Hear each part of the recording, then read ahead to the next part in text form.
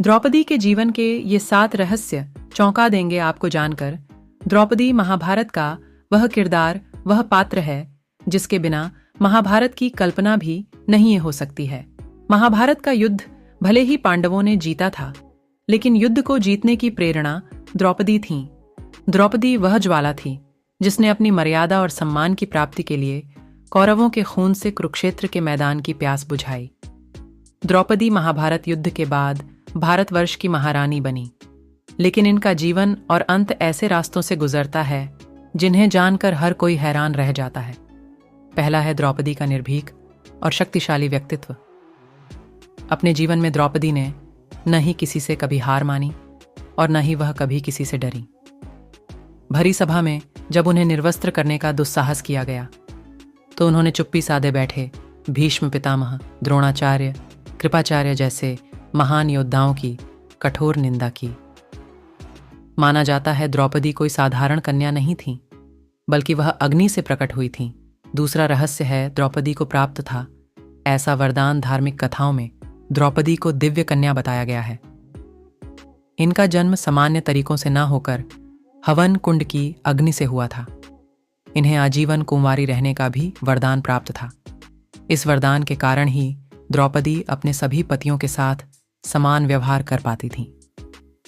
सभी पतियों के साथ पत्नी धर्म को निभाते हुए भी द्रौपदी हमेशा कुंवारी रहती थी। तीसरा रहस्य है द्रौपदी ने रखी थी यह शर्त। जब द्रौपदी के सामने 5 पांडवों से विवाह करने का प्रस्ताव रखा गया तो उन्होंने विवाह के लिए एक तैयार हैं, लेकिन वह अपने गृहस्थ जीवन की वस्तुएं किसी और महिला के साथ साझा नहीं करेंगी। पांडवों ने उनकी यह शर्त मानकर विवाह किया। अगला है कुत्ते को दिया। यह शाप विवाह के बाद सभी पांडवों में यह आपसी सहमति बनी थी कि एक समय में द्रौपदी के साथ एक ही पांडव वक्त गुजार सकता है। जब कोई पांडव अपनी पत्नी के साथ होता था तो संकेत के तौर पर कक्ष के बाहर अपनी चरण पादुका रख देता था। लेकिन एक दिन जब युधिष्ठिर द्रौपदी के साथ कक्ष में थे, तब एक कुत्ता युधिष्ठिर का जूता उठाकर ले गया। इतने में अर्जुन किसी कारण उस कक्ष में आ गए। सजा के तौर पर अर्जुन को वन में जाना पड़ा। द्रौपदी ने कुत्ते को शाप दे दिया कि तुम खुले में संबंध बनाओगे और दुनिया तुम्हें देखेगी, अब जानेंगे। अगला रहस्य किस पति से था। सबसे ज्यादा प्यार द्रौपदी के 5 पति थे, लेकिन सभी में भीम से द्रौपदी का विशेष लगाव था। इसकी एक खास वजह भी थी। भीम ही एकमात्र ऐसे थे जो द्रौपदी के साथ होने वाले अन्याय के खिलाफ सबसे पहले आवाज उठाते थे।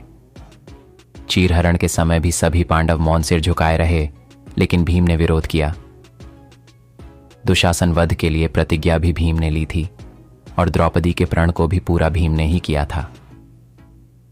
जानते हैं अगला रहस्य शरीर त्यागने से पहले द्रौपदी ने भीम से ऐसा कहा था।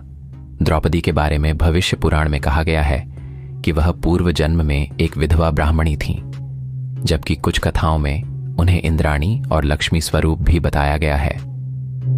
अंतिम समय में 5 पांडव और द्रौपदी जब स्वर्ग जा रहे थे, तब पैर फिसल जाने से द्रौपदी खाई में गिरने लगी, लेकिन भीम ने हाथ पकड़ लिया।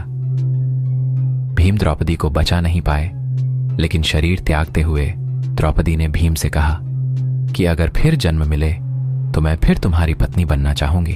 अगला रहस्य भगवान कृष्ण ही थे। उनके सच्चे दोस्त द्रौपदी भगवान कृष्ण को ही अपना सच्चा सखा, साथी और भ्राता मानती थीं। एक वही थे जो संकट के वक्त में द्रौपदी के साथ खड़े थे। उस भरी सभा में अनहोनी होने से भगवान कृष्ण ने ही बचाया था। जब दुर्योधन का भाई द्रौपदी को निर्वस्त्र करने का प्रयास कर रहा था, तो कृष्ण ने द्रौपदी को बचाया था।